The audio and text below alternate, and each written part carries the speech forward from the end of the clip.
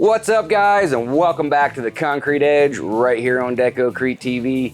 My name's Jeff, and on today's episode, we're going to be showing you guys how to properly wash powder release off of stamped concrete, so stay tuned and you're going to learn all about it.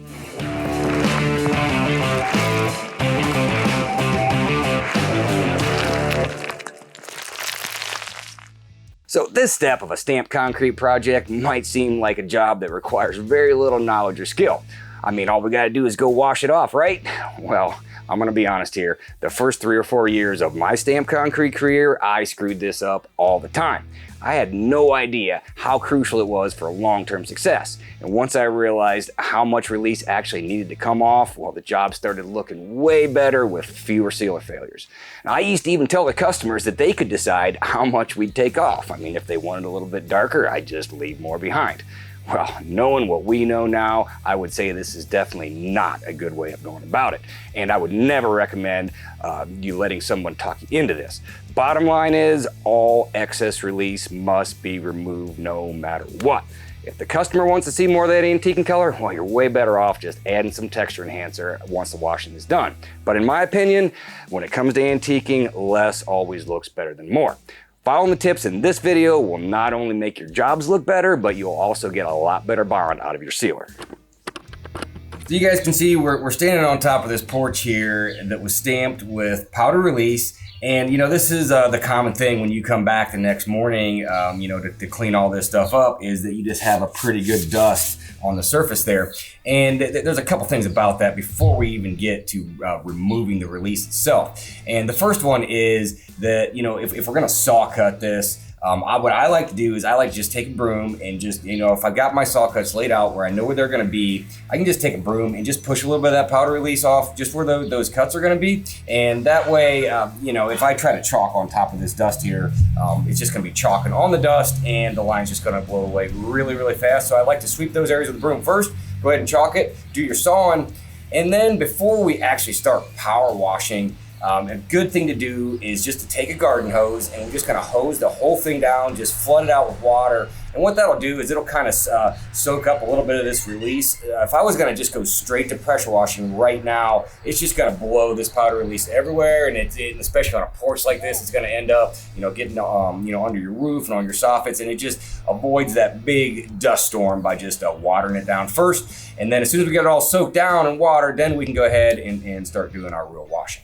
So now that we got everything soaked down just with that garden hose, we have our washer hooked up and we're ready to get started actually power washing. And a couple things to go over first before we get started is, the first one is equipment. And honestly, I would never try to do this with just a little electric power washer or even a smaller gas powered unit. Man, they just don't have enough power to actually do the job. So what we're looking for is a washer with a minimum of 3,500 PSI, and that's a lot of power going through this wand here, so we're gonna have to know how to handle that. So first thing is, you know, how I'm gonna actually hold this wand to be the most effective. And what I'm looking for here is something that is straight up and down, 90 degrees to the surface. You know, we really don't wanna see any of this because that's just really not gonna get that water blasting downward like we want it.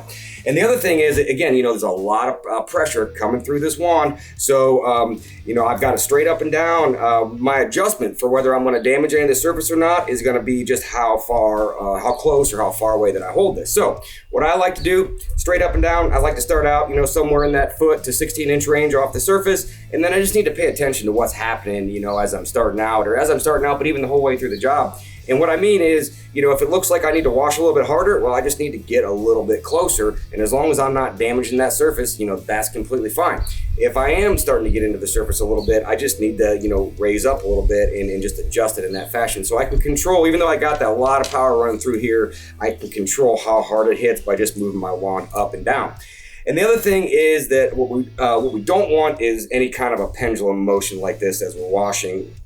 Because you can see right here, you know, I'm hitting it like I should, but by the time I get out to my edges, it's just, I'm not gonna get a consistent wash throughout. So I'm just looking for something more of a motion like this, where I'm trying to keep that wand the exact distance off the ground. So I like to just get started and, you know, I'll start in the corner and I'll just kind of work my way out of it and I can see what I'm doing. And then, you know, as I get an area washed, I like to just stand back and just rinse everything down. That way that rinses all that excess release off the surface. And I think we're ready to get started. Now, there might be times that even the right equipment and good washing techniques just aren't enough. And this is where a buffer machine and maybe even some muriatic acid or some Deco-Prep can come in really handy. For tips on doing this, please check out Jason's Technique of the Week videos right here. Well guys, that's pretty much it for today's show. Leave us a comment if we missed anything or if you have any questions about washing stamped concrete. If you guys enjoy these videos, please let us know by hitting that like and subscribe buttons. And if you're already subscribed, don't forget about that bell icon so you don't miss any of our upcoming videos, and it really helps our channel out. So from all of us here at Deco-Crete TV, thanks for watching and we'll see you next time.